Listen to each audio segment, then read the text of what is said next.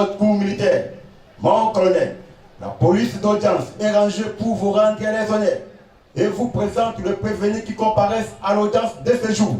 Le commandant police d'audience, adjudant-chef Kingi Mobunda Cédric.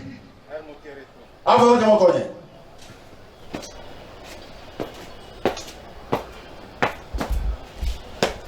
Amour de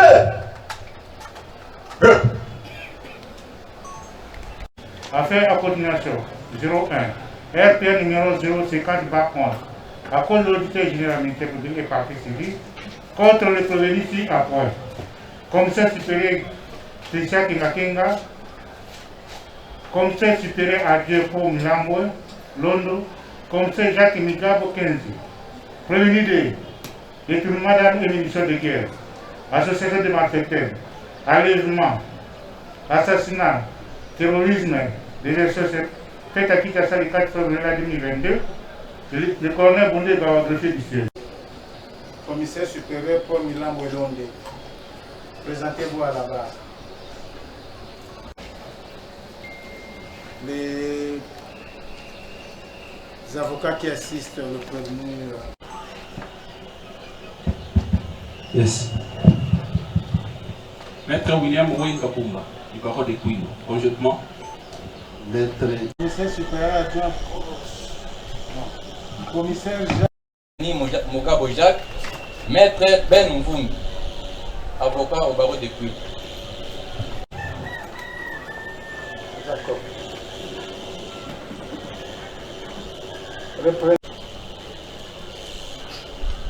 La haute fait lecture de Jean-Pierre greffier du siège. Nous trouvons dans la salle de la dite prison donnant sommation prévenue précitée lequel refuse de comparaître. Kamandai, avocat pour la cour d'appel de Kinshasa-Gombe. Pour les intérêts du commissaire supérieur adjoint, Christian Goyi Kengakenga. La voix des sans-voix, les frères et sœurs Bazana et Renata. Avocate de la cour d'appel de Kinshasa-Gombe. Conjointement avec maître Marcel Nandongo, avocat pour la cour d'appel de Kinshasa-Gombe. Conjointement avec maître Tumenga Mayela, du barreau de Kinshasa-Matete. Conjointement avec maître Cyprien Moukoukouti, avocat du barreau du Kwelo. Comparution conjointe avec maître Charlemagne. Conjointement avec maître Lamine Moulolo, avocat au barreau du Kwelo. Conjointement avec maître Maria. Comparution conjointe avec maître Gauthier Koubiha, avocat au barreau de Kinshasa-Matete. Comme convenu à la dernière audience, Eric Kibumbe. Mais avant d'y aller, je voudrais demander au ministère public si tous les renseignants sont là, notamment le colonel Moukalaï, le général Djadidja, Ilunga Doudou et Jean-Sylvie.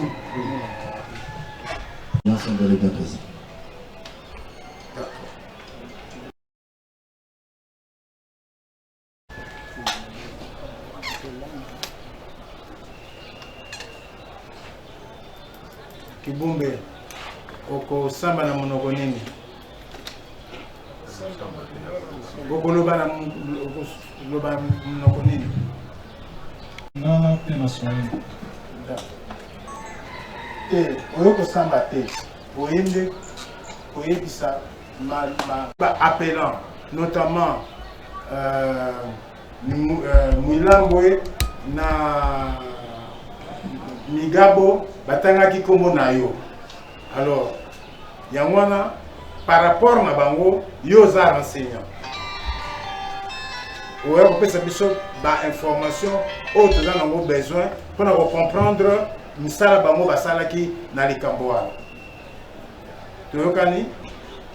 Oui, mon commandant. Oyebi, oza renseignant, oza témoin te, au prêter serment te. kasi lokola oza enseignant oza na devoir ya koloba vérité soki olobi vérité te mbano eza likolo na yo toyokani yeah.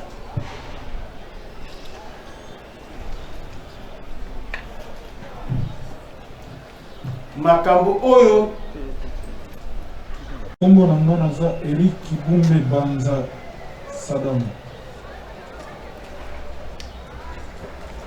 na la police na mbula nini nakoti na la police na 1900 na 2007 na 2007 avant ozalaki wapi nazalaki na kati ya armée na invité nini FARDC nazalaki na 10e brigade na GCSP ozalaki na 10e brigade et puis mbala moko okoti na la police nazalaki na 10e depuis 10e eza brigade na ngai ezalaki na kati ya JR ozalaki na JR 10e brigade ti 2007 kobanda 1999 na 99 ti 2007 ozalaki na 10e brigade na JR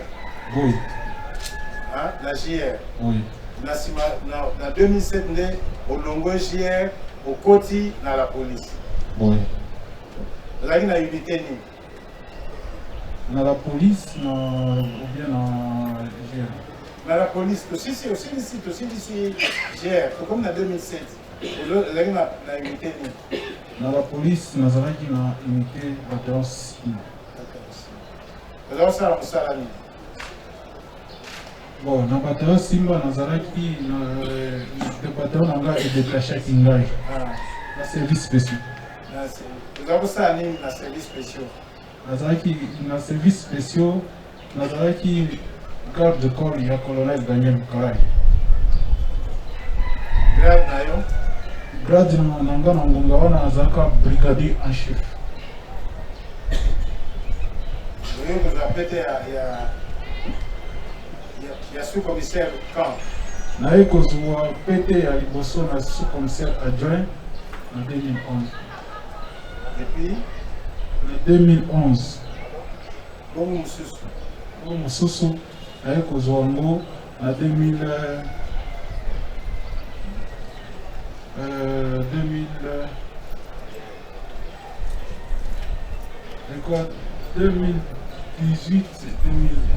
ou 15. Bien. Seigneur, le renseignement, ezali makambo elekaki na 2010. Le 1er juin. 1er juin 2010. Na date wana, ozalaki kosala nini, ozalaki wapi? Juin. Ok, ça va. En 2010, en juin. Le 1er juin. Le 1er juin. Oui. Avant de commencer le 1er juin, na bandaki lisusu kosala te. Naboyaki mosala. En 2010, en juin. Le 1er juin. Le 1er juin. Oui. Avant de commencer le 1er juin, na bandaki lisusu kosala te. Naboyaki mosala. Nazaki na posa nazonga na bataillon. Nasalaki plus de 10 jours nazosala mosala te. Et puis, le premier, il y a un coup de téléphone dans le niveau. Na mosala. Nanal. Colonel Daniel nde motabenga kinga nazaki na ndako. Oui, continue. Tango abengi ngai, alobi Sadam tie où? Alobi naza na ndako, région de inspection générale ya la police. Ya Kasiko. La téléphone ya mibale, naye komona komanda bataillon na nga abengi ngai. Isi akingakinga. Sadam oyo uko wapi? Nase afanye nini kunyumba? Asema ingizana sasa hivi pour inspection générale. Alors, ezalaki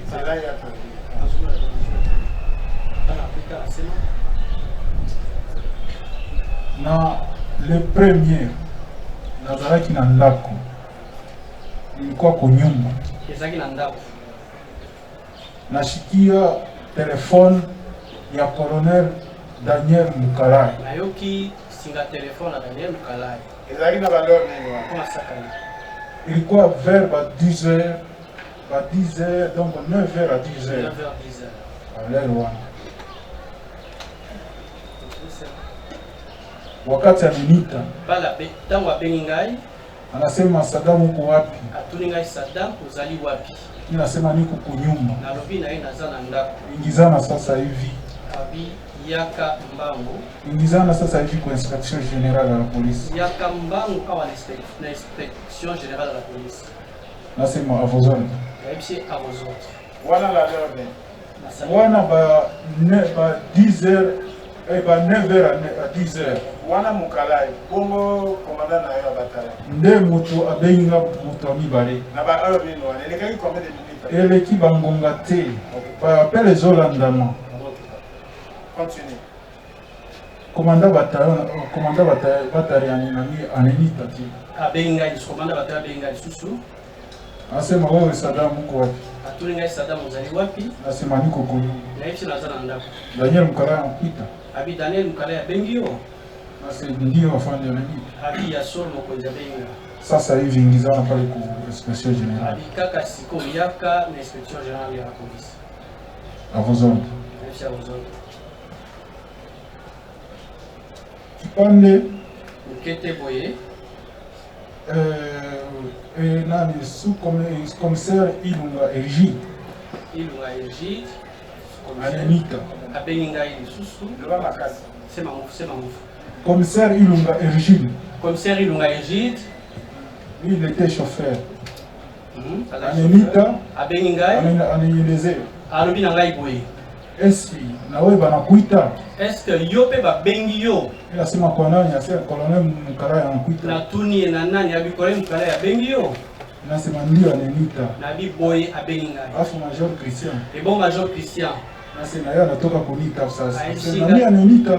Yepe auto be la shibo ngai pe abengi ngai. Namuuliza anakuita sema udirigent ndio akasema tufike pale kwa inspection générale. Abi abengi abi teto kuta na kuna inspection générale ya la police. Okay, na mimi bongisi na ngai. Mimi najitayarisha. Na mimi bongisi. Na vala manguo. Na lati bilamba. Na lata la teni civile. Na lata la teni militaire te, na lata la teni civile. Na leo transport yangu. Na zui transport na ngai. Na région de inspection générale. Na région de bamona inspection générale. Pale tunaanza kuendea kuma 11h. Tangu tuende kuma vers ba 10h 11h. Nafika kule. Na komi kuna. Bon. Niliwakuta kule. Bon, nishikumkute Major Christian. Na kutaki ba kuna me Major Christian ndani nilikuwa tu nje. Bango bazaki na kati na nazaki libanda. Wakati mimi nafika. Tangu na komi. Erigi alikuwa shofika deja kwa inspection générale. Erigi dasia koma deja inspection générale. Pande balimutuma na gari. Batindaki na mutuka. Alingizana. Ndio niambia sema nilishofika. Ayebisi ngai na sina komaki. Nasema bikuje. Natunie ndenge nini kuna.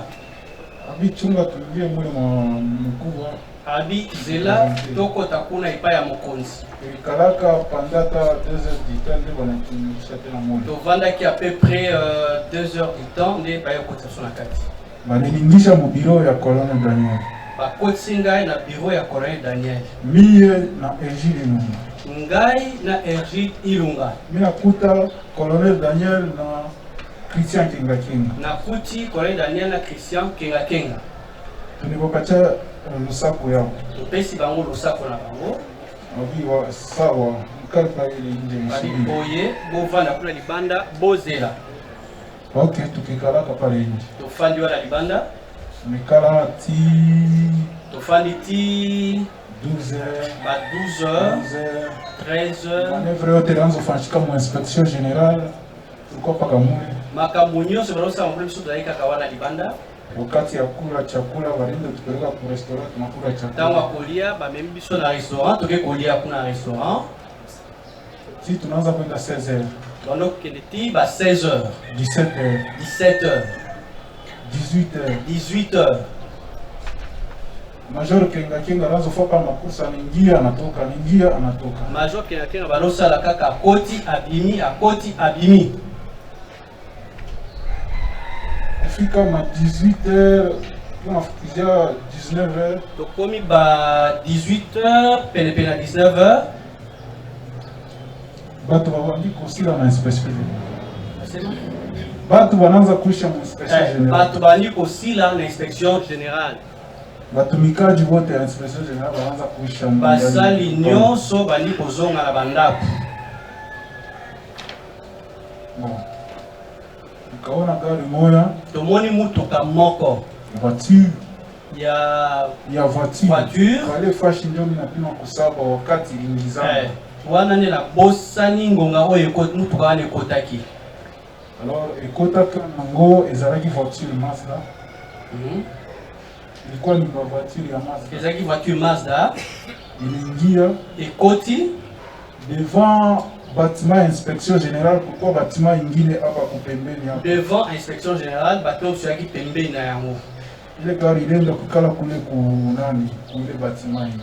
Mutuka le kotelema na bâtiment wana mususu. Mbele iliingiaka ina depose ule alikuwa ndani anaingia ndani, chauffeur anaenda kukala kule bâtiment. Tangu koti ba liboso etiki mutu moko wana sima chauffeur azongi akoti na bâtiment na mususu.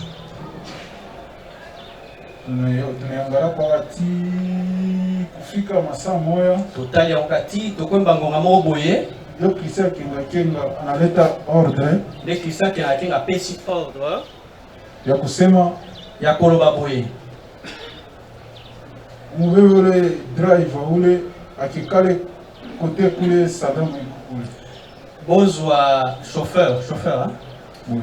Chauffeur wana bokende kutika esika Saddam azali. Ngana zalaki ya kufanda na garage na parking. Au parking ya inspecteur général na adjoint Stéphane Mikula. Nazaki na défendeur. Wakati wanambeba tangu bazwiye kaka wanakuwa na ekule ni baye na ye wana wanielezea sema umgarde huyu baye singai batela oyo afanye na yeye na mtu afanye na yeye na kwa kufika wakati moya tokwemba ngonga moko boye avant mbele pale aba mobile chauffeur ba mwaki ndani ya gari yangu ya mbote bala chauffeur batindela ava na mutuka na ngai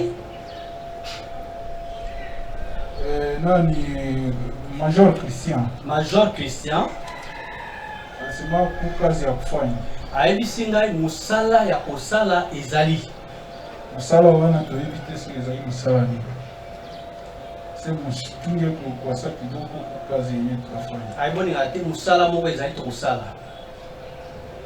Alors anaingia mule afanya ma planification yabo akoti kuna na kati basali ba planification na bango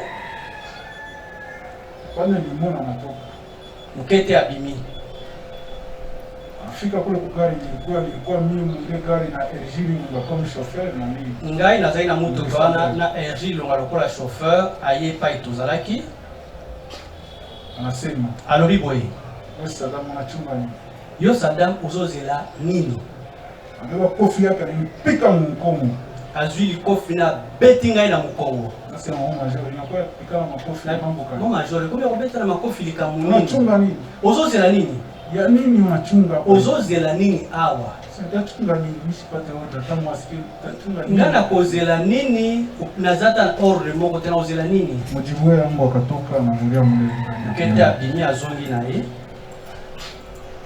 pande mukete boye Lieutenant Jacques Migabo anakuya. Lieutenant Jacques Migabo aye. Sisi tunafanya kazi. Abi toza na musala awa. Tulikuwa shebote ekipi yote. Toza ekibiso yose ekipi nyonso wana. Kazi. Tosali musala. Shebote. Biso nyonso. Ndenge tozalaki wana. Zile minajua. Kaisani. Kazi ile mimi najua ile tulifanya pale ni execution ya ule chauffeur. Ya execution ya chauffeur wana, como ma chauffeur wana. Ifanyika pia. ilikuya banakuwa na sachet viva ezalaki baye na basachet viva nakuwa na scotch baye na scotch. mbele ya kwanza tulikuwa tunavika kaburi mbele ya kwanza tulivika kaburi liboso tulifanya nini? liboso tolatisaka kaburi donc liboso balatie kagoule. Après avoir tolatisé sachet. Sima balatie sachet. Balatie kagoule, sima balatie sachet. Et to bloqué. Ne ba bloqué hier. Ne oye likaki wana. Ne likaki. Après nyuma. Après avoir akata kumuzi kwa. Akati pe makaka wana akufi. Nasima na yango nyuma nasima yango nasa kuenda kutumika kazi ya mkomara toke kosala siko mosala ya mokonzi na ye oyo bayaki na ye kaka sili place wana ye azalaki liboso kuna na motuka ya défendeur na chef na azalaki na défendeur ya nsima à peu près 15 mètres na nsima ya défendeur oyo ya liboso tozalaki yango.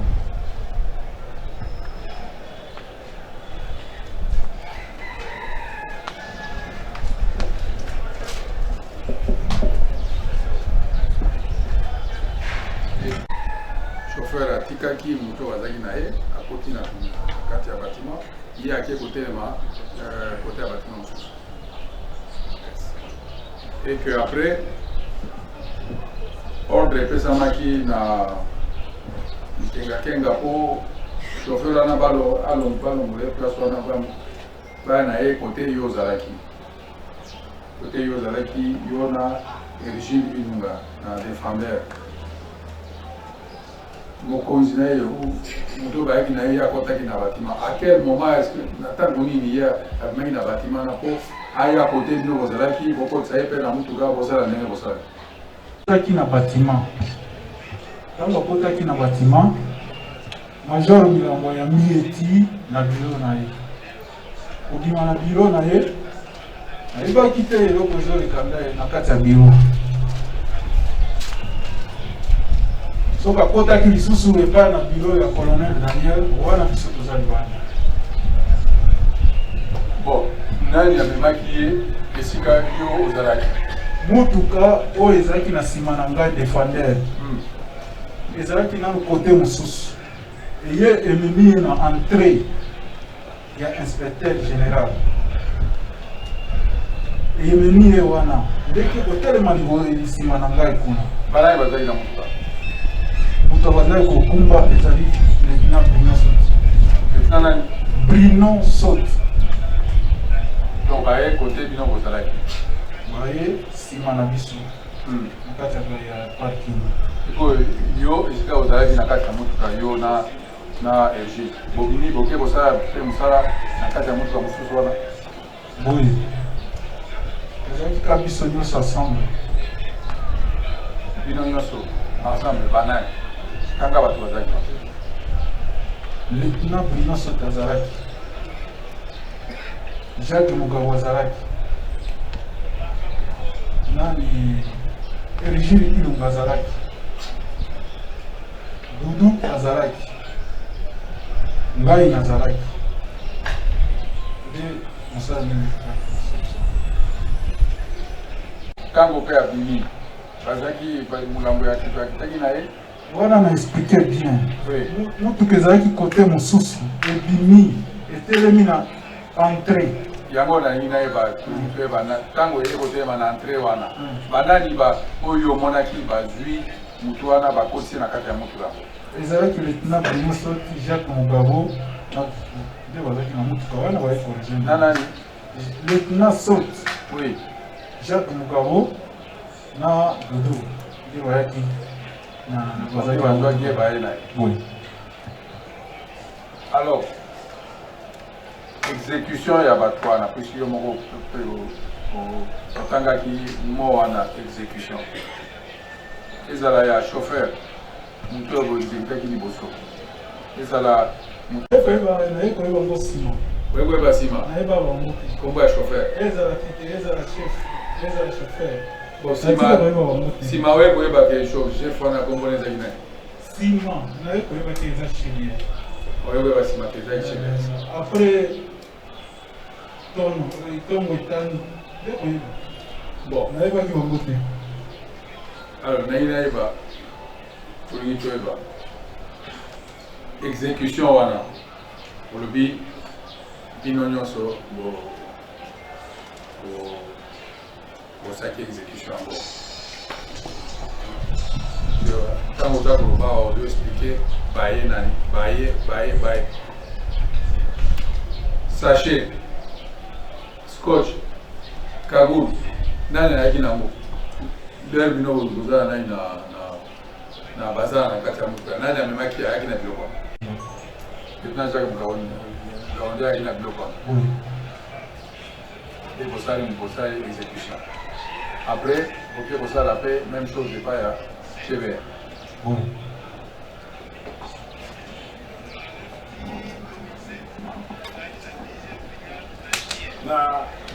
bakisi kabila na retour na ye tuti biso kosala tozala mingi itinéraire ti kosala yango pasinaire apesi tomingi retrover ndenge tomataka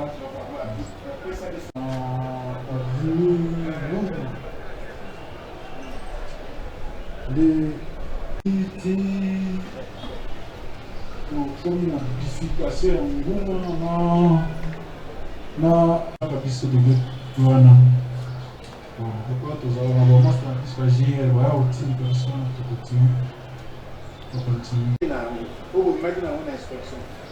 tozalaki na badefendeur mibale defendeur ya liboso ezalaki na donc si je comprends bien il y avait deux défendeurs chargeurs na d'abord bakor wana mibale ezalaki na mituka nini kora chauffeur ezalaki na banani so bazalaki na kati oyo à part commandant azalaki moko na mutuka na ye commandant tambo magasin ou bien kokota ya Saint-Luc donc milambo azalaki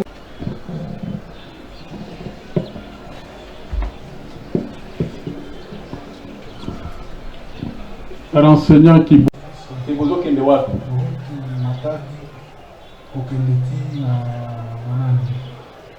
concession ya générale c'est-à-dire qu'au départ vous avez une inspection générale nde bayebisi bino ke parce que bapesa biso batelefone moko na yo olobi likambo ya telefone te me mpo olobi yango sikoyo batelefone wana bozwi yango ndenge nini ekome na boko me yo olobi bapesaki bino batelefone moko baye kobukabuka yango bapesa bino na ngonga nini yango wana ngonga wana nde ngai nazalaka présent te telefone ezalaka nazwaki telefone te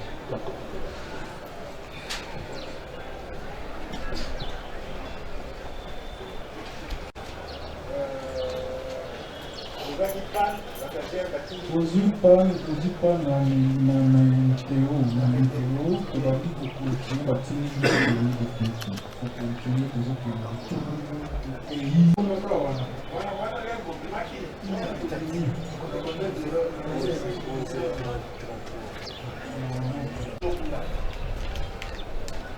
concession et général Jadija avant tout comment c'est un peu une concession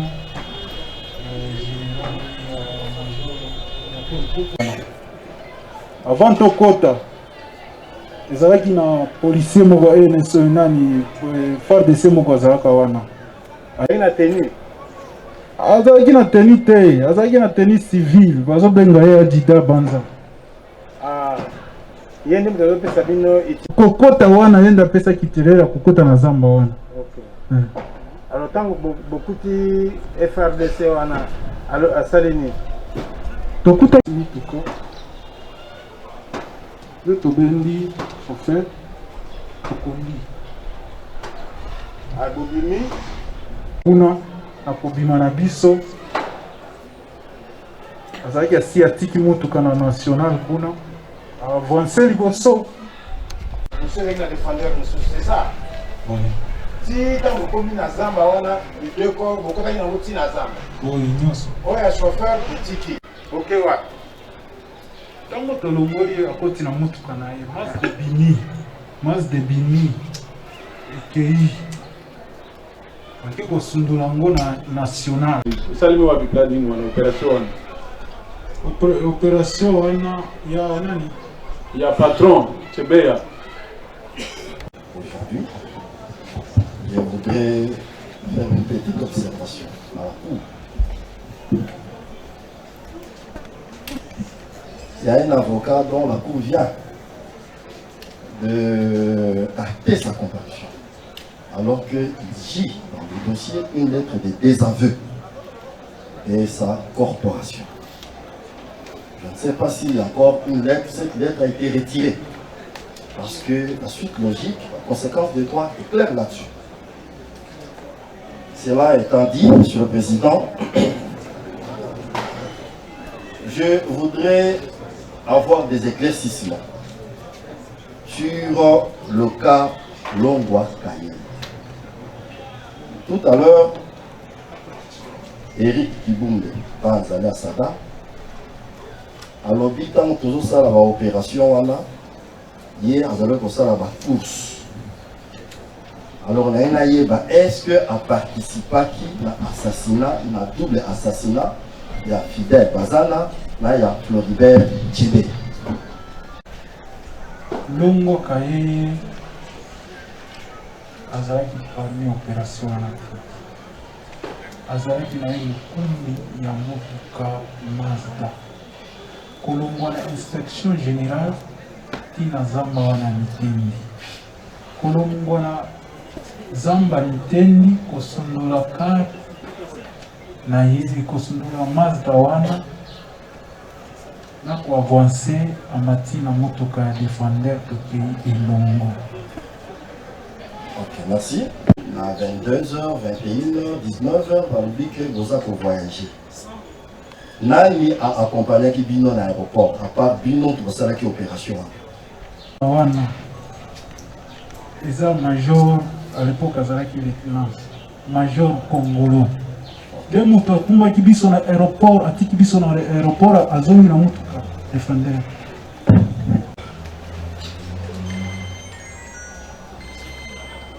La troisième question.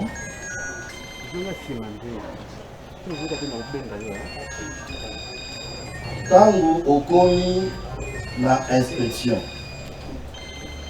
Est-ce que tu as un coup de fil, il y a Jacques Migaboté pour avoir OIA na inspection? Coup de fil, il y a un coup na inspection. Ok. Ngai na érigir les biso ndenge toyebanaki ke tokoti na biro pesi bango losako bayebisi biso savoir bozala lipango. Ok. Tango nani bo exécuter Fidel Bazana. Tango sikoyo baye na Chébé. Est-ce que vous allez comprendre scène wana ndenge bale ko sala? Soko bale ko mona ngo. À part bateau bayela bayaki na ina mutuka. Bandani chu bazaki dibanda wana. Bon, gars nazalaki na kata défendeur, un chauffeur na. Après avoir ça balongwaki batiki ngai na chauffeur na ngai na chauffeur biso mibale. Kuna mutuka wana bimaki kuna wamemi ye ekomi na sima na ngai na sutukaki déjà c'est ekomi na sima na ngai parce que moli les a déjà. Otikala yi comment a un élément même en tenue de peine à part Banzamutazaki en civil. Mais respect mon colonel. Moto oyo ngana monaki. Eza oyo ngana tangi. Soki adjudant. Parce qu'il y a une tenue civile. Na Congo ya Banza. Ok.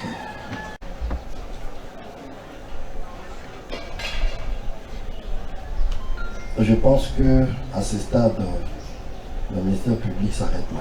Merci. Professionnel d'un certain âge. Et nous plaidons régulièrement devant les juridictions militaires. Le ministère public est parti au procès. Et nous sommes partis joints. Notre profession est tellement noble que dans la déontologie, nous ne permettons pas aux magistrats de s'ingérer dans l'organisation de fonctionnement de la profession. J'ai été consulté, j'ai un cabinet. Depuis le début, j'ai instruit et j'ai plaidé.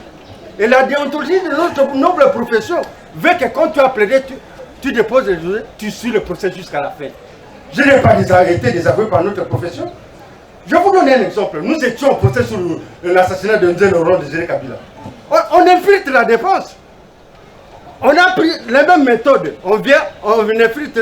Non, toi, Maître Ley, l'avocat de Chiribagura et du capitaine Nutongwa, on t'a désavoué. Ça, ce sont des manœuvres de bas étage. Moi, j'ai déjà plaidé. Vous avez réceptionné mes conclusions. Mais je dois suivre le procès.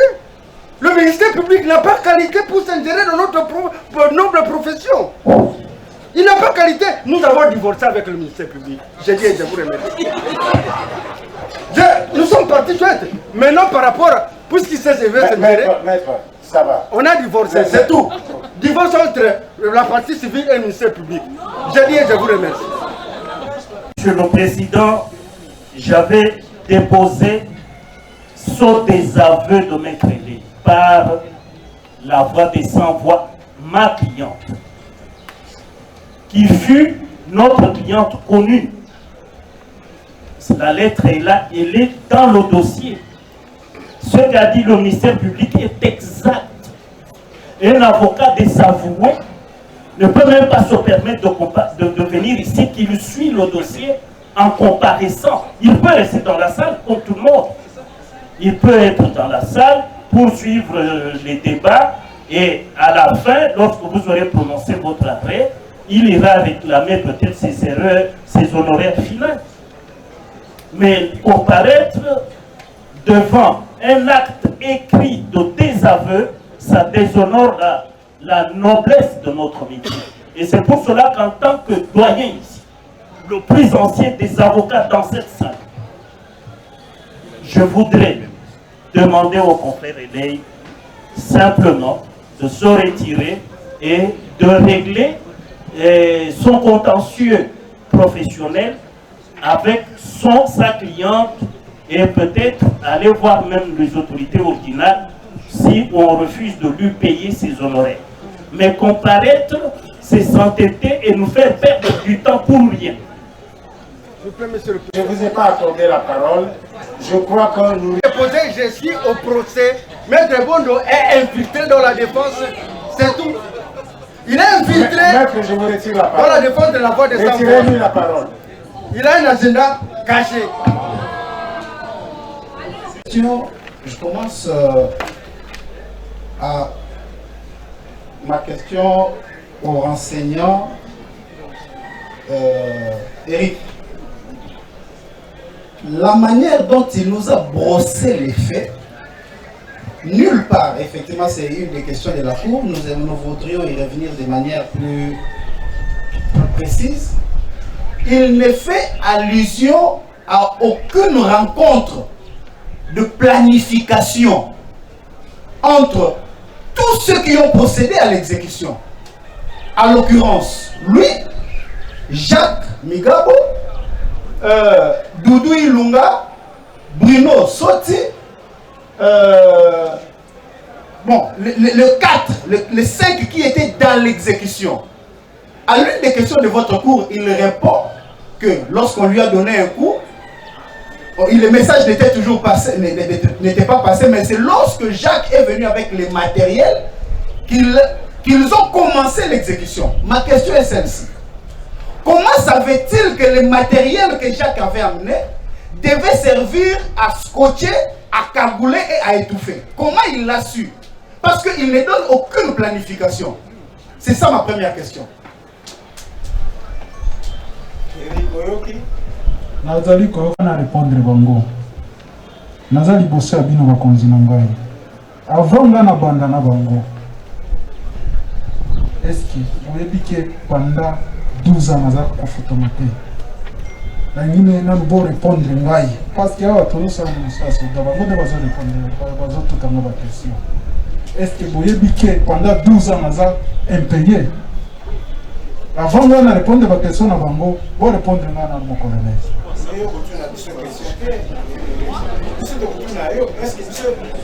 Justice militaire de Sambisalabiso. Répondre à la question. Ce qu'on a un problème, il y a un bongo, on peut s'adresser à directeur à prison, toucher le ministère public qui est en contact avec l'extérieur. Biso de Zali dans Makamboya, la situation professionnelle n'a pas noté.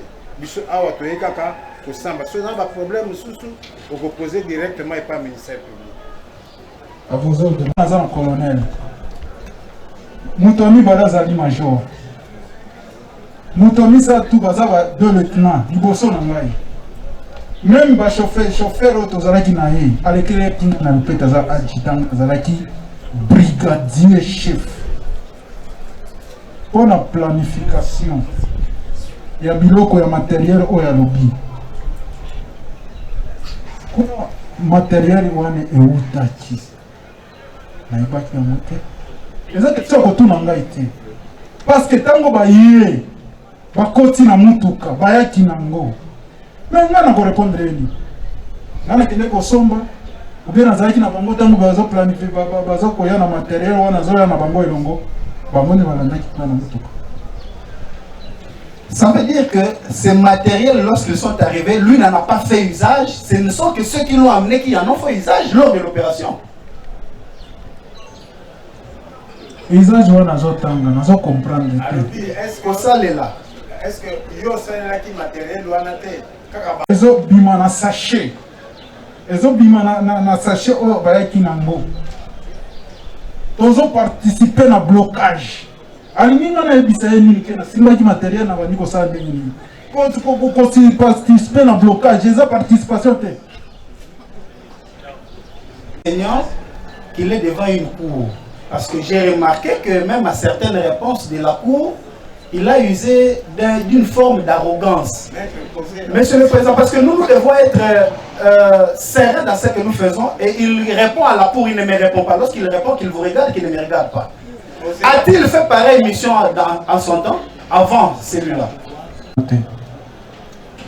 Lui était au garage. Par rapport au véhicule de son chef, le commandant bataillon, Kenga Kenga, où était situé le véhicule du commandant bataillon pendant que lui était dans les défendeurs, avant l'opération? Il y a voiture, il y a masse des Araki. Qui avait soutenu Express Web, noir sur blanc, que lorsque il a quitté l'IG, il est allé prendre un taxi, je m'abuse, sur 24. Et lorsque le renseignement comparé à l'audience de ce jour, il y donne une version contraire selon laquelle le major Paul Milambwe était dans le véhicule Challenger accompagné de Jacques Migabou et du commandant bataillon Christian Kenga Kenga. La question que je pose au renseignement, qu'est-ce qu'il dit de la déclaration de Paul Milambwe qui a soutenu qu'il n'ait jamais été dans les cortèges criminels et qu'il était parti prendre un taxi seul aux environs, aux alentours de 24. Bien. Nangonga. Ya Mazda tango telemaki. Patron wana bimi muto yambaki na lobi yango boyoki yango bien. Na fin ya musala onga na zoloba embarquement na confirmer embarquement. Na tango tozo kende tozalaka vigilance liboso, vigilance na sima. Soki mutu ko tozo na ngo na sima esali lokola moko telema tokolinga to yeba na chauffeur na kata ba rétroviseur major na shimama tokoyeba mutu akitaki major atelemi tango mutu ka major etelemaki mutu akiti et puis démarrer elandi biso toye ko confirmer que mutu tel nda kitaki na kata concession bisika tokendaki na zamba wana tokolobaliza nani.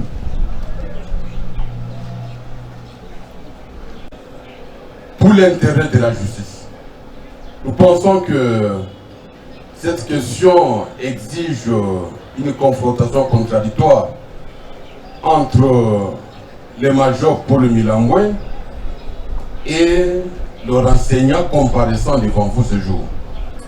S'il peut plaire à votre liste haute cour militaire de faire venir le major Paul Milambwe là-bas pour qu'il donne sa version des faits par rapport au vous êtes en train d'anticiper ce que la haute cour va faire.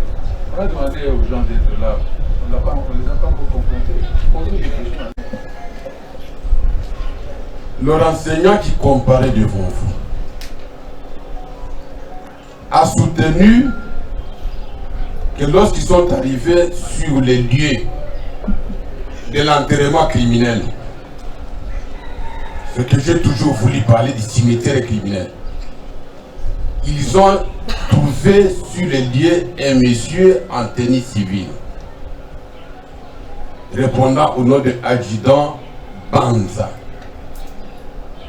Alors que aux audiences précédentes, à une des questions de la haute cour militaire, il a été posé la question à monsieur Migabo. Quelles sont les personnes qu'ils ont trouvées sur les lieux? Migabo a soutenu par contre qu'il y avait deux personnes, une en tenue civile et l'autre en uniforme. Alors, quelle est la version des faits que monsieur Saddam Kibonge donne par rapport aux dépositions antérieures de M. Migabo par rapport aux personnes trouvées sur les lieux? Onga na tangi, onga na monaki. Na zamba wana, ndenge tozokota. Ye ajida banza. Akoki kozala na geter na ye.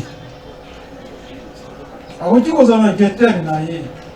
Bon, biso musala wana tozosala ngo eye boye. E continue na ndenge wana. Biso pe makanisi na biso tosala ngo tolongwa. Esili. Soki mutu mususu ye nani lieutenant Mugabo atangaki. Akoki kozala na raison. Je pense que l'on m'a venu parce que les témoins doivent être entendus contradictoirement au parti prévenu. La haute cour militaire pourra, l'on m'a venu faire une contradiction confrontatoire par rapport à cette question en posant à M. Migabo de donner une version exacte sur les personnes trouvées sur le lieu pour que nous puissions avoir une seule version des faits et nous permettre éventuellement de tirer des conséquences idoines des droits. Nous avons dit. Si la Cour peut nous permettre de poser la question au présent enseignant, s'il connaît très bien la configuration de l'inspection générale, si actuellement commissariat général, s'il fait nous préciser les deux parkings dont il parle, qui sont au niveau d'abord de l'inspection générale. C'est la première des questions. La période où on a so côté na inspection générale na entrée guérite ezali au avancé au komona bâtiment moko na droite. Bâtiment wana eza plus de 2 niveaux, bien niveau moko ya munene. Oleki bâtiment wana okomona ka bâtiment moko ya muke eza wana. Et puis bâtiment ya munene. Bâtiment ya munene. Côté à gauche, côté oyo. Parking ya ba chef ezali.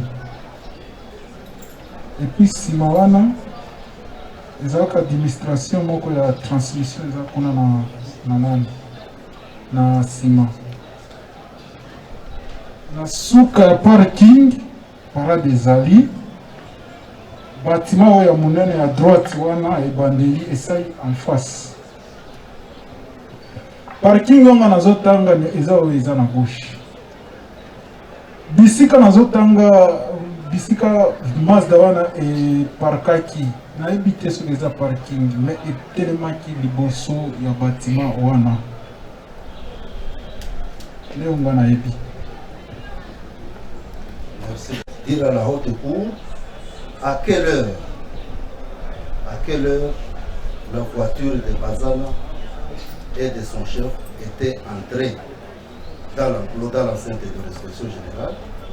Et puis, lui, il s'est retrouvé précisément à quel endroit? Na monaki. Échappé ngai. Na place nga nazalaki na parking. Na mutuka. Défendeur. Mais naïdité. Mais avec après-midi.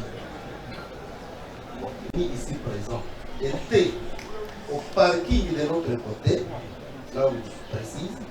En tout cas, il est tellement difficile. Le parking là où il y a l'administration de la police. Parce que c'est là où il y a beaucoup de bureaux de directeurs. Sa façon de préciser, de donner, de présenter les faits en disant que lui-même, là où il était, il ne pourra pas voir les mouvements de l'autre côté. Nous avons dit.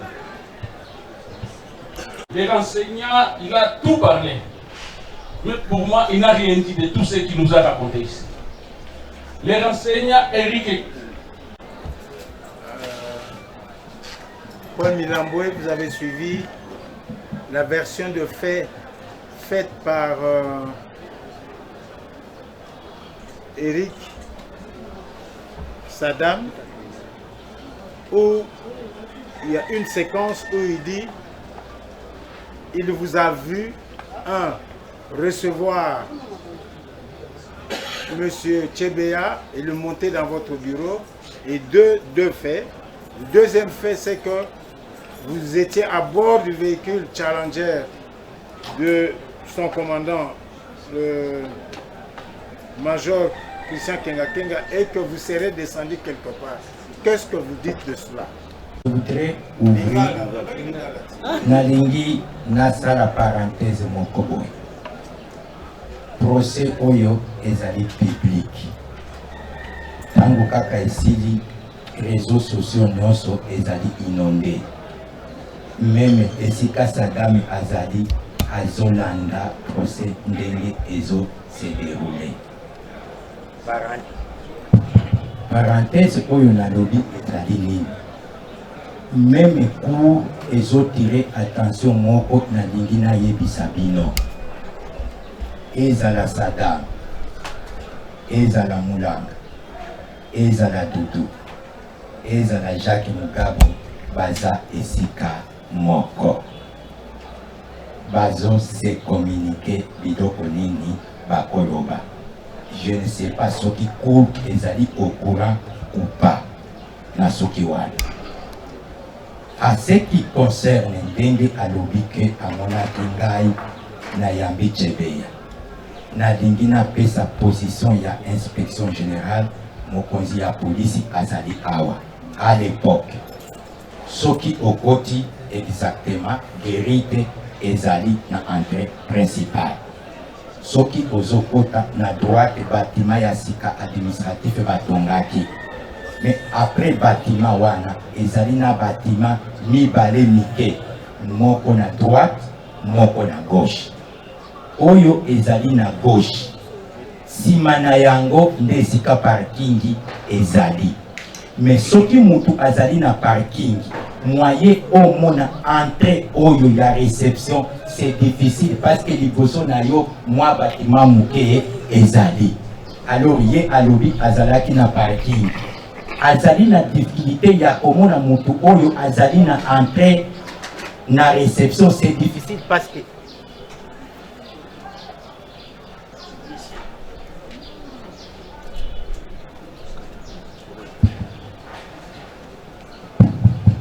ok donc soki ozali na parking oyo azolo liboso ya parking mwa bâtiment muke ezali c'est difficile omona yo ozala parking omona mutu atelemi na entrée ya réception ça c'est difficile deuxième parenthèse oyo alobi ke na kitaki na mataki na motoka mon colonel et fait déjà eyebani elekaki na inspection générale pour na naloba deva bino ke na mataki na motoka ya Christian Ngoyi ça m'écoute quoi parce que ce n'est pas pour la première fois na matana motoka ya Christian parfois bandaki kotinda Jacques Kende otika major Muyambwe na inspection parfois soki naza na retard na bengi Christian Ngoyi naza na retard na bimi retard inda motoka bazwa donc pour na komatana motoka ya Christian Ngoyi c'était régulièrement même jour wana même soki na mataki na moto na lingaki na yebisa tout simplement ke na mataki na lingaki na yebisa pour ke na mataki na motoka te vous vous souvenez Doudou na landaki alobaki que Major Mwilambwe aza maboko makasi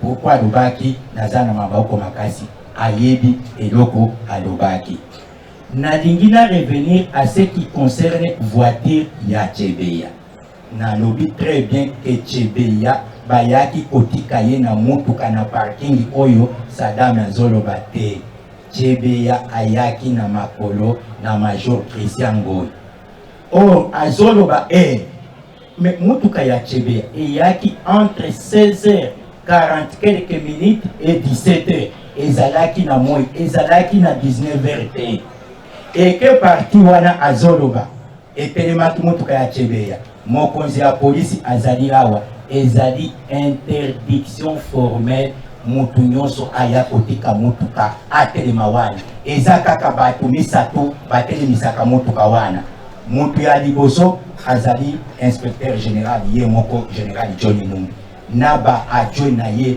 mibale nde bato bazali na accès ya kotika mutuka tout près ya réception en dehors ya mutu wana bato wana misato mutu musoso akoki koya kotika mutuka wana te et en plus forte raison un visiteur qui n'est pas même un général de la police c'était difficile na soki wana mon colonel na ina zonga nanu na mukolo ya le 2 vous le voyez le 2 de bokeneki Lubumbashi na butu oui hein le 2 ou bien le 3 le 2 ou bien le 3 na butu à le 2 na le 3 alors pona bokende bazwaki bino esika nini point de départ point na bino ya kokende pona bokende na aéroport ezalaki wapi omoni na 24 na résidence hein résidence ya inspecteur général totelemaka nakala ezalaki nzela ya aller na retour na katikati wana ezalaki place moko oki otemisa moto etelemaki na biso à distance kaka na veni na ye totiki challenger tomoni défender ye tomati na défender totiki challenger esika wana na aveni wana kokende libela wana boli mais famille na yo mwasi na yo na bana na yo biloko na yo tikalaki wapi boli mwana na ngai bana 5 non 6 bon 6 wana na kasha ndiko zaki na bango combien na kasha ni nazalaki natikaki mwasi na zina tie mwasi na zina oui alalaki na machine oui continue baye kozwa bino wana place otelemaki oke aéroport oui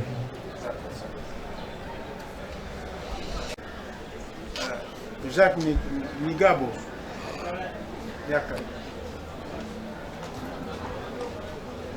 Ni Jacques Migabo moi colonel mwasi olandaki kibumbe nde nalobaki ntango outi na inspection après koboma chebeya na chauffeur na ye ntango okendeki na mituka okende na mitendi yo na Major Milambwe okotaki na mutuka ya Christian Kenga réponse no eza ndenge nini kayo ezalaka ya bembe ya chebeya bongo mpona yo Major Milambwe ya kendeki na bino to kendeki na bino nayebi ke naloba ngo la pas passé nayebi ke Major Milambwe amata mutuka ya Christian me nga na mataka na mutuka na ye place moko te donc mpona yo Major Milambwe amataki na mutuka ya Christian lobaki awa banani bazalaki na mutuka ya komanda batewa na challenger ezalaki na Major Kenga Major Milambwe na Jacques Mugabo mutu abandaki kokumba eza Major je pense Kibumbe iko na sababu sana kama nakumbuka mzuri nabanza azobosa na swa kanisi malamu comme la pele parce que nga nazalaki parmi na équipe wana nazalaki parmi comme nazalaki coordonner équipe wana à partir de so longori ba colonel donc na ba élément nazalaki neti nga nde nazo coordonner bango soki tangu tosilisi nani bazana tozwi nani mzee Chebeya epe tobomie natikali toujours na muduka wana ntango napesi rapport nde Christian ayaki muduka mpe ya na ye ezalaki mpa na parking wana nde bayaki tomati nga na mati na muduka ya oyo ezalaki ebembe ya Chebeya bango bamati muduka oyo ezalaka na ebembe ya banzana Christian alobi tolandana epuis apesa inscription ke dokei na mitele na ferme ya Jadija si akomi la pere ezalaki ndenge wana réaction na Kibumbe yabi azalaki mutuka moko na kenga bon o colonel oyo nga nalobi nde nga namonaki soki eseleki mikolo na bazalaki to azalaki te na kati ya mutuka wana ngai ndenge nayebisi na explike bino azalaki na kati na bino moko azoloba verité te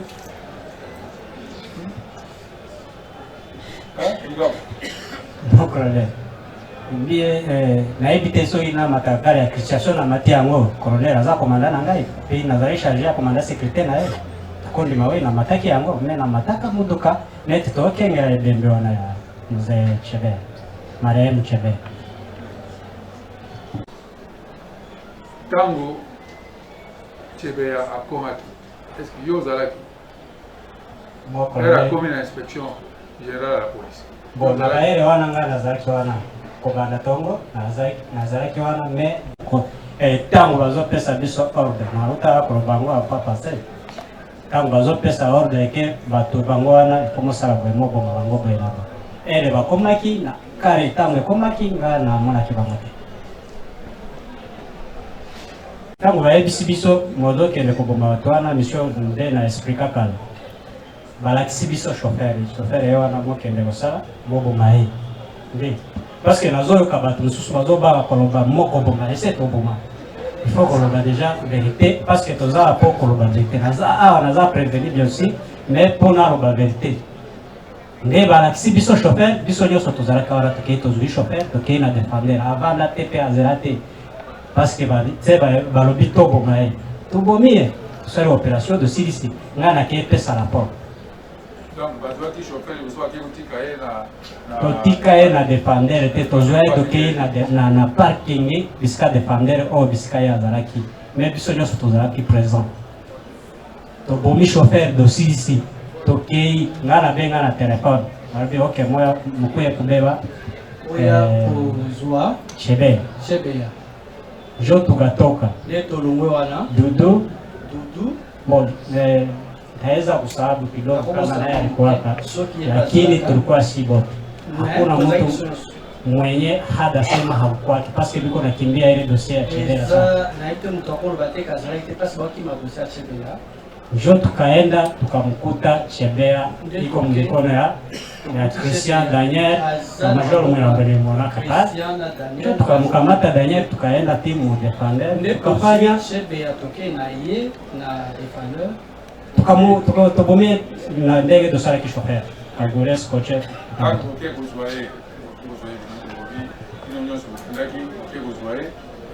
okuti Daniel na kinga na mulam milambe atenga kila escalier atema escalier et pour récupérer vos clés tokei naye donc ça veut dire Major Mwilambwe ayebi tu za kokosela makambo te ayebi tu azalaki wana na ndenge yanga Chebea soki ayeba te balazoloba verité oyo nyonso ezoloba mawa te ayebaka soki azalaki incliné na assassinat te mais biso toyebi te azalaki présent c'est ça soki azalaka te mais biso toyebi te ke azalaka sur place soki kama habakumwekaka maile double assassinat ya tu mais tunaiwa kama alikuwa pale azalaka nasema tuliwa kama alikuwa présent pale double assassinat ya Chebea mais kama yeye hawakumweka ginzi yeye alisemaka Christian alisemaka kwa General John Nungu uliweka presence yako ikuwa ayebite soki presence na yo ezali mais biso ba element ka mutu o amonaki o asalaki nde o tozoloba parce que biso na ye toza na ye problème. Après l'assassinat de Bazana et Chebea, on leur avait dit qu'ils devaient se rendre à Mitendi, plus précisément dans la concession, dans votre concession. Comme deux ou trois renseignants ont dit avant. À ce stade-ci, on voulait avoir juste votre réaction par rapport à cette autre déclaration de renseignants qui confirme que ces jours-là, après l'assassinat de deux activistes des droits de l'homme, on leur avait demandé par Christian Kenga de se diriger dans votre concession à Mitendi. Qu'est-ce que vous réagissez par rapport à cette autre déclaration du renseignant Kibumbe aujourd'hui? Néanmoins, si lui, il peut apporter de preuves palpables, mais moi, je ne connais rien. Kibumbe, l'enseignant Kibumbe. Mon colonel. Oui, est-ce que sur ce point-là, vous avez insisté que vous avez une concession? Tous mes respects, mon colonel. On a lobaki, de on a lebi. Ceux qui vont lebi que vous avez na Mitendi, tokei na Mitendi, tokoti place oyo. Na zamba wana, naza pe na droit kotuna, il faut ashikani tuiko. Esikani tozali awa. Ikioteki. Les concessions, il y a général Djadidja, Major Djadidja. Major Djadidja Tangoa. C'est Mutuna Ezapo. Mutuna Ezapo, il y a Tango Bino Kobi. Na Kobima na inspection générale. Tango dans la direction, beaucoup de bagages politiques, beaucoup de le corps Wangulu. Batuni, est-ce que Kobima na inspection, to Tango Bokomi na Mitendi. Kobima qui? Tango tobimaki na ebisaki bino awa bien qui chauffeur azalaki na téléphone bazo communiquer ye bazo communiquer. Oui, va communiquer nini. Après qu'on communiquer à transmettre ngai. Tobini, tozui route matad. À transmettre à l'obini nini. Tuna yango wana. Tozo kende na nini na concession ya colonel Jadija na Mitendi. Na Mitendi azalaka na concession, oui azalaka na concession. D'accord. C'est ça la préoccupation. À cette époque-là, Baza, il était caporal. Ce n'est pas un adjudant. Et la dite parcelle en question, là où on avait fait la descente, il n'y a jamais eu un gardien militaire. Jamais. Et je l'avais encore dit.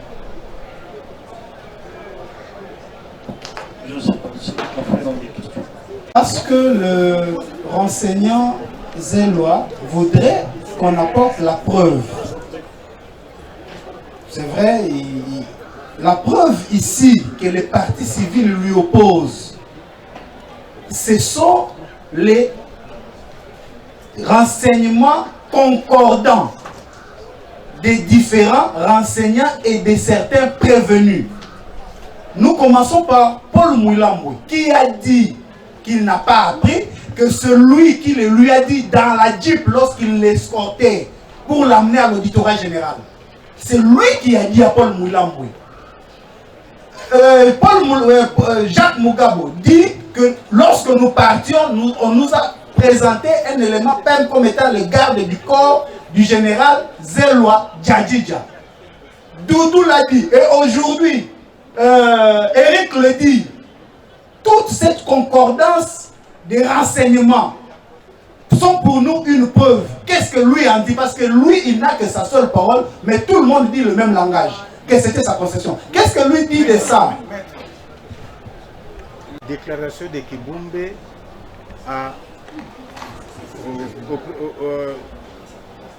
aux autres prévenus par rapport aux déclarations. Maintenant, vous faites un petit glissement en changeant la position, en le ramenant pour établir comme prévenu. Je risque de récupérer mon 249. Et alors là, ça sera du prolegomène. Vous avez toujours, monsieur le Président. Vous ne pouvez rien faire sans ça. Voilà. Donc, je vous ramène seulement à ce que nous puissions rester dans le cadre. Vous posez la même question pour dire, vous opposez deux versions de faits. Par rapport aux autres prévenus, quel est l'intérêt de cette question? C'est ça la question. Parce que, monsieur le Président, la démarche, il y a eu une opposition entre Eric Mbunge, parce que logiquement, si nous allons dans cet entendement, ça veut dire la confrontation entre Eric et le général Djadidja n'a pas sa raison d'être, parce qu'il n'est pas prévenu, parce que tous sont des renseignants. S'il vient comparaître, c'est parce que nous pensons qu'il y a un élément que nous pouvons récupérer ici, c'est par rapport au lieu où Fidel Bazana a été enterré par les prévenus qui comparaissent maintenant. Donc il est difficile de dissocier les prévenus qui comparaissent, qui affirment qu'ils ont enterré, enseveli dans la concession de Djadidja, et que lui-même Djadidja puisse s'esquisser. Et que par rapport à ça, il y a maintenant une autre version des faits venue du renseignant qui comparait à ces jours. C'est pourquoi nous voulions juste le lui opposer. Poser des questions. Allons-y. C'est le président, je voulais un peu éclaircir. Je n'ai jamais eu un garde-corps Banza. Un garde-corps Banza, je n'ai jamais eu un garde-corps Banza. Vous pouvez vous renseigner même au bâton. Je reste dans les détails. Beaucoup. J'ai déposé ma plainte contre ceux qui déclarent qu'ils ont enterré dans ma parcelle. Qu'en est-il de la suite réservée à sa plainte? Ça fait quand même longtemps que cette plainte a été déposée. Peut-il nous dire ce qu'il en est exactement? Parce que c'est sa plainte. Il doit quand même faire le suivi de sa plainte. Qu'en est-il aujourd'hui? Il n'a pas moyen de faire le suivi parce qu'il est aux arrêts. Enseigner par rapport à ces doubles assassinats que tous se sont dirigés dans sa concession. Ici, dans cette haute cour, nous avons demandé des preuves de la concession autrefois cédée. Pourquoi le renseignant Djadidja ne veut pas apporter la preuve de cette concession cédée? parce que nous voudrons en avoir le numéro pour en tirer quelques conséquences. Monsieur le Président. La parcelle, avant 2020, vous aviez vendu les parcelles. Nous avons compris. C'est lui qui est cité pour cette concession à Miteni. Pourquoi on cite que lui? Il y a beaucoup d'officiers. Pourquoi il n'y a que lui? En d'autres termes, il y a une explication. Monsieur le Président, nous étions avec vous quand on avait fait la descente sur l'avenue Djadjidja, où se trouve la parcelle, soi-disant concession, que les autres ont montré que voilà, la parcelle est là. Et la même parcelle est sur l'avenue Djadjidja. Ça peut être la référence. Vous avez suivi. Cité. Monsieur le Président, je vais lui rafraîchir la mémoire. Ce n'est pas en vain qu'il est cité. Parce que lui, comme les autres faisaient partie de cette fameuse commission mixte sécuritaire, donc la mort de Chébet et les autres étaient connus bien avant. Il les savait. Et c'est lui qui avait cette concession là-bas. On n'est pas parti là-bas pour rien. Il les savait. Ça, c'est sa participation. Nous avons dit.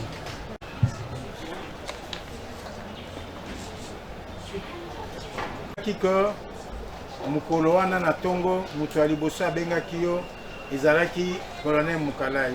Vous confirmez yango? Na confirme yango mon colonel. Olobaki na yo nini? Abengaki ye na bisi na za na ndako. Région de la Lombango na inspection générale. Boy, 2 ans et demi. Ozalaki nani? Ngai nazalaki comme chef section comme garde corps na ye. Nous avons 2 sections. Tangu abengi yo boye na migabo bokotaki na bureau na ye boye. Boye na major nanga commandant batao Christian Kenga Kenga.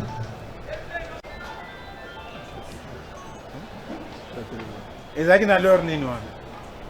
Section générale vers 11h. Bayambaki bino pe na ba 11h. Bayambaki nga directement ti.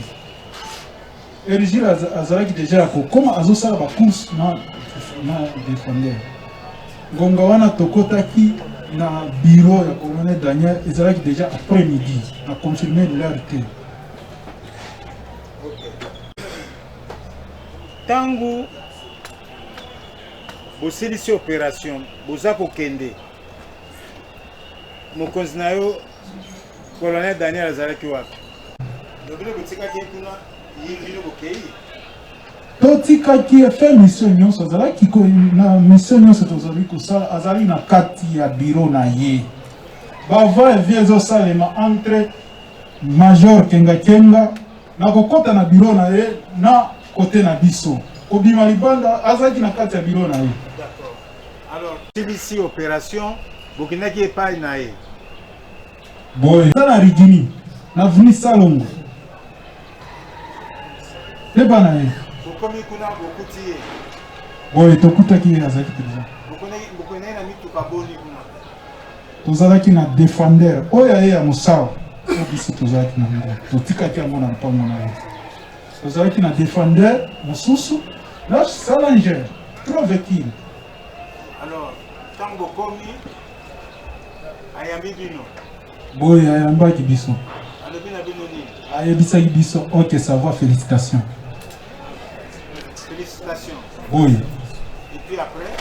Après avoir Masanga bimaki kaka ndenge nayebisaki bino epa na ye atekaka ciment dépôt ya ciment à l'époque na ngonga onga nazalaki epa na ye atekaka lisusu masanga ya bakazie bimisaki basanga ya moto bapesi biso batina mongo na motuka na biso ayebisi biso ke bakopesa bino mwa mike na bino ya savon.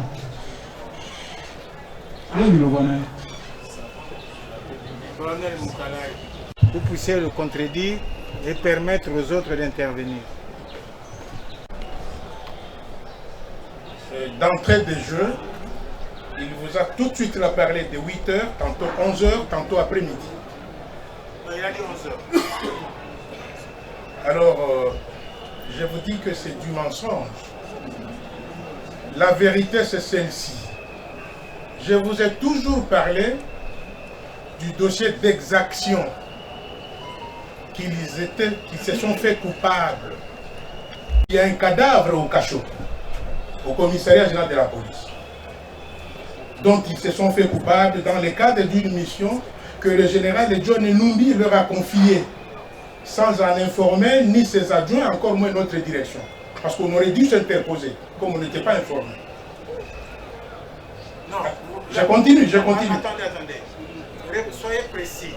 Tous ceux-là qui étaient impliqués dans les exactions, je vous ai dit que j'étais dans mon bureau. Donc le 1er juin là? Non, la veille. D'abord la veille. Oui. Il y avait un groupe de gens que le major Paul Milambwe m'avait informé. Des gens qui étaient fâchés, qui tenaient à tout prix à rencontrer le commissaire général de la police, pas quelqu'un d'autre. Parce qu'ils en avaient marre, tel que j'avais compris. Et quand je dis au major Paul, en fait, Paul Milambwe m'a dit, c'est vous l'autorité la plus gradée qui est restée encore là. Est-ce que vous pouvez accepter de les recevoir? Moi, il dit, il n'y a pas de problème, vous pouvez les faire venir. Il dit, non, ils sont partis. Moi, j'ai dit, c'était quoi le problème pour lequel ils voulaient à tout prix voir le général? Il m'a dit, ça, je ne sais pas, mais on les a libérés. Moi, j'ai dit, fais tout pour qu'on sache de quoi il est question. Et quelques temps après, le major Milambwe m'a signalé qu'ils sont là, on les a vus. On les a fait, on les a retournés. Moi, je dis qu'il fasse entrer une délégation. Le major Milambwe, je pense qu'il est venu avec 5 personnes, si je ne me trompe pas, 3, 4 ou 5. Et pendant qu'il m'expliquait, vu la gravité des faits, moi je m'étais convenu avec eux comme suit. Demain, venez, le lendemain, venez tôt le matin. Je serai avec vous dans mon bureau ici. Je vais leur demander de s'aligner là-bas. Je vais faire une parade là-bas. Il y a la fenêtre de moi. La fenêtre de mon bureau. Je dis, je vais ouvrir les rideaux et puis vous allez voir. Et vous allez commencer à m'indiquer chacun, parmi tous celui qui reconnaîtra sa victime, c'est son bourreau. Il va m'indiquer que tel m'a fait ceci, celui-là m'a fait cela. Ok, demain venez tôt le matin. Et c'est ce qui a été fait. Le lendemain, tôt le matin, je suis arrivé au commissariat général de la police. En même temps, j'avais dit à Tony, qui était leur chef d'équipe, appelez tout le monde avec qui vous avez opéré. Je ne leur avais pas dit que c'est pour être auditionné ou confronté avec les plaintes. Non, je leur avais dit, venez, il y a un travail à faire. On va s'entretenir, il y aura un travail à faire. C'est comme ça que Tony est venu avec l'idée comme quoi il y a un travail à faire. Quand ils sont arrivés, tôt le matin, ces gens-là, ils ont commencé à m'indiquer tout un à un parmi eux qui a fait quoi. Tout le monde n'était pas venu en ce moment-là, ces jours-là. D'autres n'ont pas répondu. Alors, c'est comme ça que je vais donner les instructions à l'OPJ instructeur. Je crois que c'était le colonel Mbombo de la police judiciaire qui gérait le pool des OPJ de la commission tolérance zéro. C'est comme ça qu'il va commencer à prendre des auditions. Et c'est comme cela qu'on a dû même mis en garde à vue pour la première fois le major devenu colonel, je pense, Tony et son adjoint. Pendant que je les avais mis en garde à vue, Papa Moukalaï, les conseillers de presse du général John Numbi, va me téléphoner pour me dire, colonel, tu dois arrêter le beau-frère du général. Moi, j'ai dit qu'elle... Nous nous écartons un peu. Voilà. Lèvez-nous un peu. Ok. Lèvez-nous. Les questions sont précises. Bon, $. Voilà les questions. Monsieur le Président, j'avais reçu les colonels, les majors Christian à l'époque, les majors Christian seuls dans ma maison. Eux, je ne les ai pas reçus, moi. Mais lui, il était votre garde-corps. À un certain moment, ils étaient affectés. Un détachement qui était affecté auprès de ma sécurité, pour renforcer ma sécurité. Pourquoi? Parce que pendant la période où on menait des opérations, en fait, la commission mixte de sécurité investiguait sur les dossiers de mouvements insurrectionnels, les tentatives de mouvements. Est-ce qu'il était votre garde de corps? Il faisait partie, ça je ne peux pas nier, il faisait partie de cette équipe-là. Et puis à un moment donné, je les avais remerciés, parce qu'ils commettaient beaucoup de fautes. Mais comment est-ce qu'il se retrouve le 1er juin dans votre bureau en face de... Ça c'est faux, il n'a jamais été dans mon bureau avec les Christians. C'est lui, ce que j'avais reçu dans mon bureau, c'est Christian avec Jacques Mugabo, pas lui. On continuera toujours à mentir devant la cour. Ça ne sert à rien de mentir, parce que ce que Eric a déposé aujourd'hui va dans le même sens que les dépositions des autres. Et à ces questions-là posées par la cour, vous êtes en train de dévier. Ces gens-là étaient le premier dans l'enceinte de la police nationale. Ces gens-là, le même jour à 23 h, vous avez reçu leur chef qui relayait les ordres que vous donnez à cette équipe d'exécution. Alors pourquoi vouloir dire que je ne les ai pas reçus? Ça pose problème. Vous avez votre chance. C'est pour avoir été condamné à 15 ans. Alors qu'il est prouvé que vous étiez le grand planificateur. Au cours de cette audience, c'est vous qui étiez la pièce maîtresse dans le dossier Chebeya. C'était vous. Il vient d'arriver. Mais il dit exactement ce qui s'est passé. Maintenant, devant la cour, vous dites dans son arrière, c'est faux, je n'ai reçu personne. Mais comment lui peut-il mentir qu'il était dans votre bureau alors qu'il fit votre garde de corps? Ça n'a pas de sens. Vous êtes quand même l'officier supérieur. Assumez-vous parce que déjà, comme on dit, quand le blé, comment dirais-je, mieux de faire le couper. Ça ne sert à rien de mentir. Mais je voudrais poser une question. Est-ce que, quand vous étiez là, Kenga Kenga est entré dans votre bureau combien de fois? Major Christian Kenga Kenga est entré dans mon bureau une seule fois avec Jacques Mugabo. Ce n'est pas... ndenge nazali awa soki nazwaka détachement te epa colonel Daniel me nakutani liboso na bino te kasi nayebi kosamba te nayebi kokanganga pe te natosala mosala soda soki colonel Daniel aza kochape ngai alongola esprit wana nazalaki mosika naza présent andimake abengaki ngai andimake naza garde corps na ye andimake nayebi yaye ebele awaki kochape ngai te andimake abengaki ngai natikaki mosala pendant 10 jours naexplikaki bino bien bavoka mpe batuni ngai awa mpona nini otikaki mpona na répondre tout makambo koloba ke azalaki garde corps parmi azosala ba erreur wana te.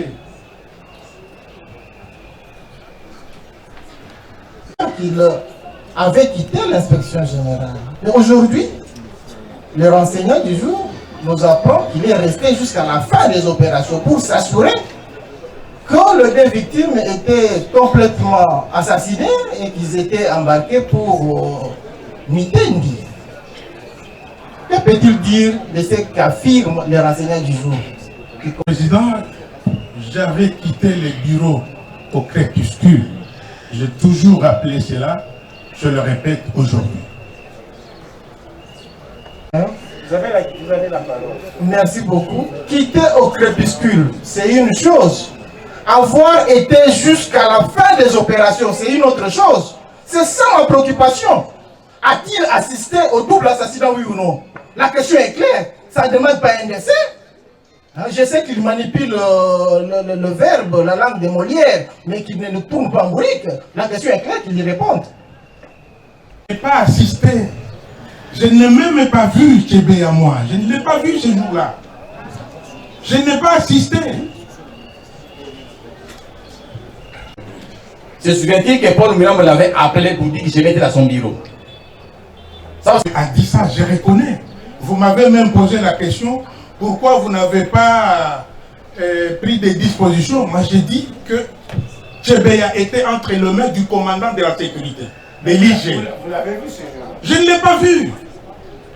Je réponds parce qu'il parle du téléphone, parce que Moulang m'avait informé. Il vous a informé? Oui, oui. Chebeya s'est trouvé entre les mains du commandant de sécurité. Qu'est-ce que moi je pouvais faire? Allez-y. Lorsque les défenseurs des droits de l'homme sont passés pour rechercher Chebeya, peut-il se souvenir de ce qu'il leur avait dit ce jour-là? Qu'il était resté jusqu'à 20h à l'IG, en train d'attendre le passage de Chebeya qui n'est jamais arrivé. Est-ce qu'il peut confirmer ça? Parce que ça s'est même couché dans l'arrêt. Ça c'est faux. Moi je n'ai jamais dit que je suis resté jusqu'à 20h. 20h j'étais au restaurant à Belize. Je n'étais pas au commissariat général. Monsieur le Président, je voudrais vous expliquer un petit détail important pour que vous compreniez le climat d'abord qui existait, le climat délétère, pernicieux, qui existait entre moi et eux par rapport au dossier que moi j'étais en train d'instruire. Et c'est votre garde de corps? Non! Jusqu'au 1er juin. Non, mon colonel. Vous savez comment ils travaillaient auprès de moi? Ce ne sont pas des services. L'équipe qui a été relevée là, si elle part, ils sont à la disposition de leur commandant qui les utilisait à son gré. Moi, je ne les contrôlais plus. Et quand ils étaient auprès de moi, c'est chaque fois qu'il y avait des problèmes. Jusqu'à qu'il y ait des problèmes même au sein de ma femme, de mon foyer. Monsieur le Président, nous avons encore des questions, nous continuons à poser des questions. On va pas finir. Attendez.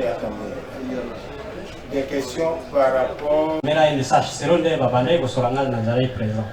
Alors, moi, si à Chebeya, à Tindri Moubari, message.